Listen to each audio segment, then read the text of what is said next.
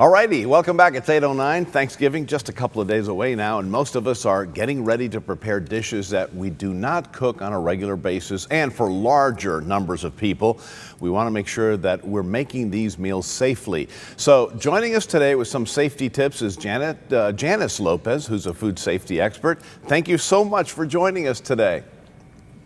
Thank you for having me. Good morning. Good morning. What are the top tips to safely prepare the Thanksgiving meal? Well, we have to follow 4 food safety steps really easy. Clean, separate, cook, and chill. Wash your hands, wash all utensils and countertops. Separate raw from ready-to-eat food. Cook to the right temperatures. If it's the turkey, 165 is the number that you have to heat in that food thermometer. And chill promptly. Don't forget about the already cooked meals for more than 2 hours at room temperature. Let's focus on the big bird here for a minute, the turkey. How far in advance should you buy it? If it's a fresh turkey that you want to buy, today is the day to go and buy it if you're going to cook it on Thanksgiving Day, Thursday, and put it in your refrigerator. If you wish to have a frozen one, then you have to be mindful that if you want to thaw it in the refrigerator, you have to know the weight of the bird and then put it over there and wait, patiently until it defrosted. Okay, so how long? Let's say that the bird is, let's say you already bought it and you need to thaw it out. Should you do that today? Because it takes a long time in the fridge. You shouldn't do it, like say in the sink. If it's something that it's that you need to thaw in the refrigerator, it will depend on the weight of the bird. Let's say that you have to allow it about 24 hours per 5 pounds of the weight of the bird. So if by Thanksgiving Day you haven't been able to thaw it completely, then you can use the cold water method. It's submerging the bird in the sink in cold tap water and changing that water every 30 minutes. And then it's important that once it's done, you should cook it immediately. Janice, when it comes to Thanksgiving, there are a lot of myths surrounding the big dinner, like stuffing the turkey the night before, serving a turkey once it's golden brown and the juices run clear. How are some of those things harmful? Well, definitely color and look of the meat or the juices color is not an indication of doneness and safety. So the most important thing is to have that food thermometer in hand and make sure to check the temperature in the thickest part of the breast and the innermost part of the thigh and the wing. That's the only way to know that bird is already done and safe to eat. And the perfect temperature is what? 165 Fahrenheit, no less than that. It could be a little bit higher, but no less than 165 Fahrenheit. Beautiful. Now, what about after all is said and done, we've got a bunch of leftovers, hopefully. What are some of the best ways to enjoy those leftovers without getting sick? Well, the most important thing is, as I mentioned before, chill promptly.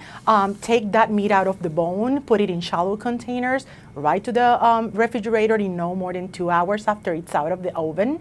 And 3 to 4 days. If you cook on Thanksgiving, Monday will be the last day to save those leftovers safely in your refrigerator. If you know you're not going to consume all of that, then put it in the freezer. It's going to be safe indefinitely for quality about 2 to 6 months to consume in the freezer. All right, great advice. Thank you, Janice Lopez, so much for joining us today with the USDA. Thank you. Happy Thanksgiving. Thank you. All right. Happy Thanksgiving to you all. Thank you very much.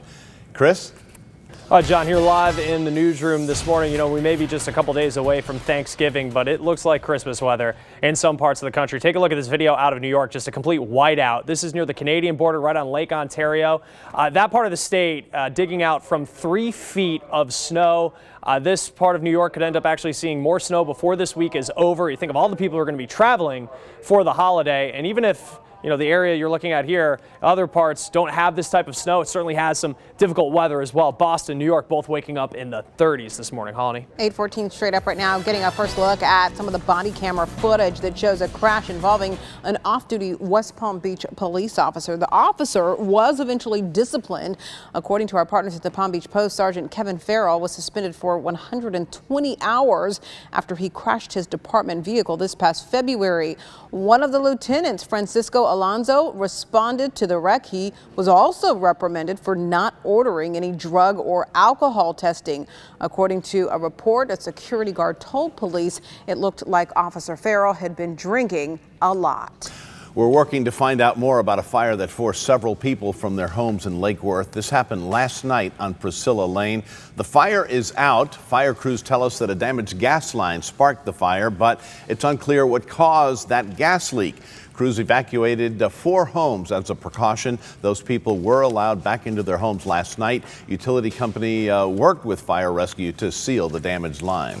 In Fort Pierce, the internal investigation into the 2 officers involved in the DeMarcus Seymour shooting is ongoing. But the police chief has implemented some changes to the department. Since the shooting, the chief says she's selected 100 body cameras that she wants the city to purchase for every officer to wear. She's also put new policies in place for using dash cameras. And she's implemented several new training efforts, including more cultural sensitivity training, scenario-based training, and use of force training. The Department of Justice is also helping her create a citizens advisory board, and she's done more community and teen outreach. There's no time frame for how much longer this internal investigation will take. In the meantime, if you're traveling anywhere or just get a chance to be outside today, it's going to be great, isn't it, Felicia? You got that right, Rox. Gorgeous day. Once again, yesterday was beautiful, and once again, we have a very nice day ahead. Already starting out really sunny out there. Well, let's go back. Jupiter Inlet camera, you see it here. Tons of sunshine, not a cloud in the sky. We're going to have some passing clouds here and there, but in general, another really sunny day. So don't forget the sunglasses as you're heading out this morning. Also, don't forget the jacket. I'd say layer today. It's going to be a little warmer than yesterday, but it is cold this morning. We're at 48 in Okeechobee, 55 in Vero Beach and Fort Pierce. You can see just a little bit warmer as we head into Palm Beach County, or just even south of Fort Pierce, 63 in Port St. Lucie, 63 also in Boynton Beach. Hour by hour shows temperatures warming into the upper 60s by 10 a.m., mid 70s by your lunch hour, and then upper 70s for our highs today. That is near average. Mostly sunny skies, sunny and mild, light winds, and sunset just before 5:30. It's going to be a nice afternoon to do some boating, but do be careful. There's a moderate chop on the inland waters today, and still with a moderate risk of rip currents at the beach, so be careful if that's in your plans. Forecast for today is for the upper 70s, warming up very nicely. Winds out of the north-northeast at 10 to 15 miles per hour. That 7-day forecast shows a warming trend over the next couple days. We're in the lower 80s by your Thanksgiving Day. Thanksgiving looks gorgeous, just a bit more cloud cover. Tomorrow is going to be a little bit breezy, but still a very nice day. Thursday night into Friday, upper 60s for our lows, so Black Friday shopping should be just fine. The weekend also looks really nice, just a slight cool down by Saturday morning. Quick check of traffic. We are on the road real quickly right here, Indiantown Road and the Turnpike. A smooth commute there. Hey, if you're planning on traveling this week, delays, yeah, they're a given on the road. Also in airports. Can you feel your stress levels going up already? Here to help us navigate through it all is Drew Daly, General Manager of Dream Vacations. Your timing, let me tell you, it's perfect. Well, thank you. Thank you for having me here. Good morning. We're so glad you're here. Listen, the stress actually starts, and we talked about this, before the trip.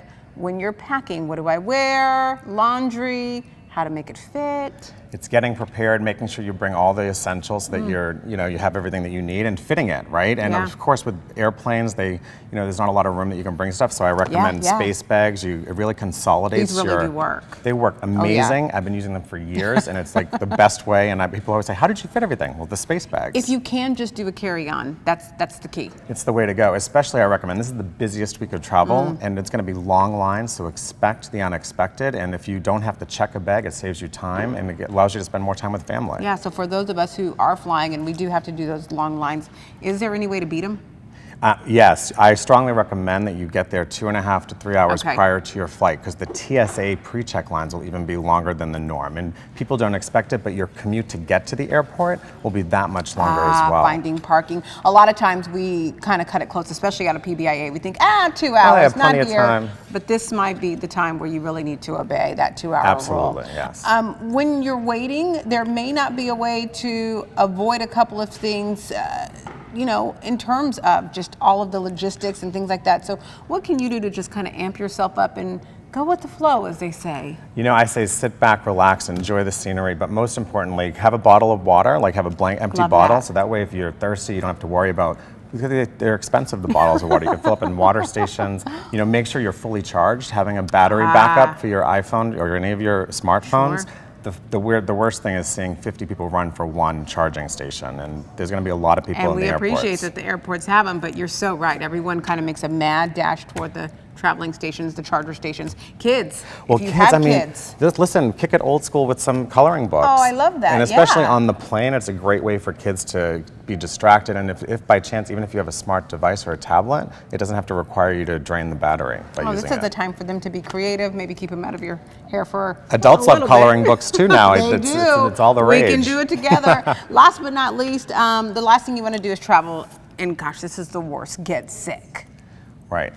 First of all, I hear it all the time with more and more people to load up on vitamin C, hand sanitizer. You can buy portable Lysol, which helps you spray down, and even hand wipes to wipe down the airplane The or tray in front of the tray you. anywhere you're sitting. Every time I travel, people are like, that was a great idea. I'm like, well, here you go, and pay it forward. Let your neighbor on the plane use it. Some great stuff, Drew. You're the best. All right. Safe travels to everyone hitting the road, by road or air, for Thanksgiving. Have a great Thanksgiving. Drew, we appreciate you coming in. Happy Thanksgiving. Thanks so Thank much. you. Roxanne, John. It's the time of year crazy takes on a whole new meaning.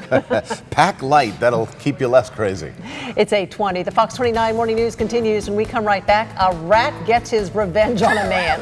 What he did to this little bugger. Oh, boy. Just ahead. And the dilemma this family found themselves in at a safari.